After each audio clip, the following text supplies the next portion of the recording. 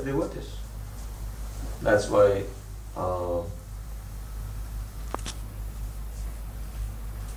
Queen Kunti Devi, she says, Janma Ishwarya, Shruta Shribi, Ethamada, Ethamana Madapuman, Naivarhati, Arbitatum, Abhidhatum Vaitva Makinchana, Gochara. She says that 4 things stop people from sincerely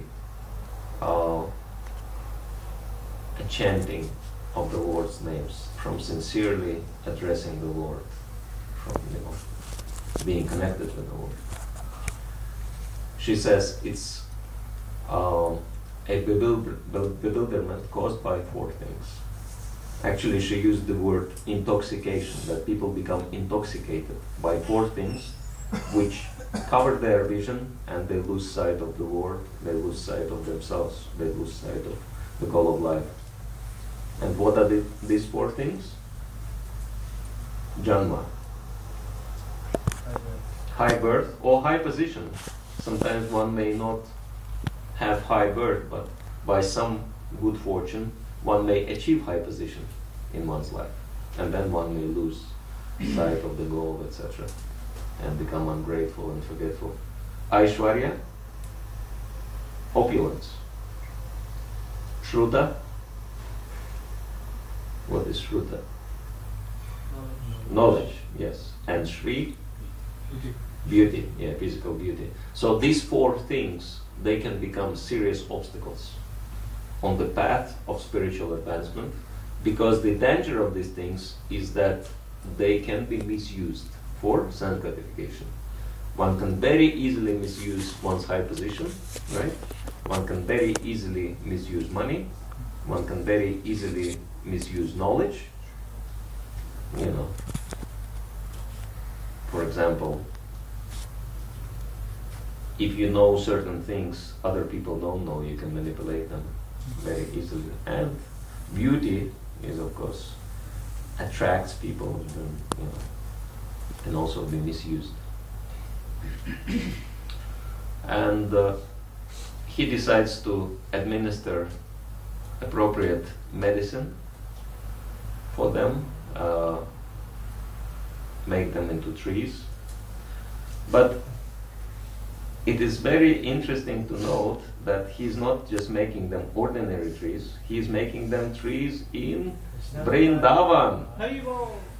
They become Vrindavan trees. Not only Vrindavan trees, but even more so, they become trees in a courtyard of Krishna's parental house. And Vrindavan trees have very, very exalted position.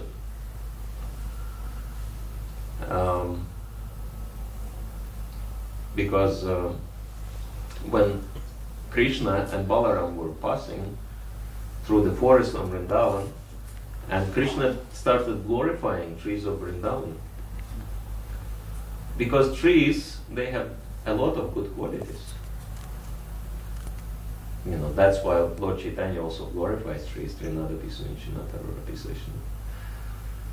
Trees are very tolerant, they never object. You may do anything you want with the tree. Tree will never complain. Like I learned some time back in Mayapur that some devotees, they want to get married, but and as we know that divorce is not part of Vedic culture, it should never be done. You harm yourself, you harm so many other people by doing that. And still in a chart of people, sometimes there is a divorce. So how can you go about it? And I found out that there is a very tricky way to go around it in Vedic culture. They marry person to a tree. And then you can perform divorce with the tree, and then you can marry to your spouse like that, because and tree will never complain. Okay, what's happening? You betrayed me. You're divorcing me. So Tree can tolerate anything, even cutting or anything. So trees are very exalted in that sense, and also trees are providing everyone with everything. Like Lord Chaitanya says that whoever comes to a tree never goes away disappointed, because whatever you want from the tree is giving to you and doesn't even charge any money. Right? Giving everything. Free service. Whether you want fruits or shade or even wood to cut some branches, tree will never complain. Like that. And Supreme Lord looks at the trees of Vrindavan and then he says, Etavach janma sauphalyam dehinamiha dehishu pranayarathar diyavacha shriyacharanam sana. That he says that this is the perfection of one's birth. If one becomes embodied, then one should act Shriyan Acharanam Sada. Always, Sada, for Shriya, for the eternal benefit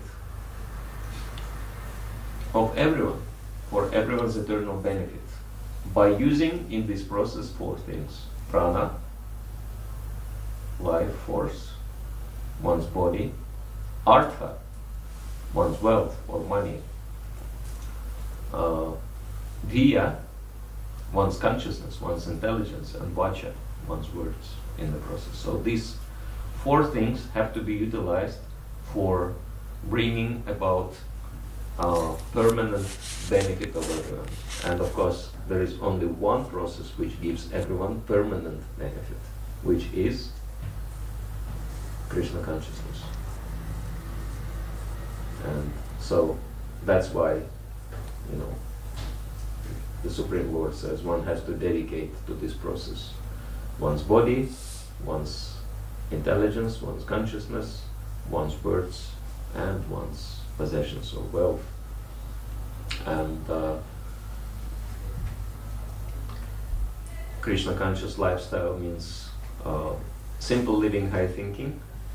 So Narad Muni provided this voice with simple living.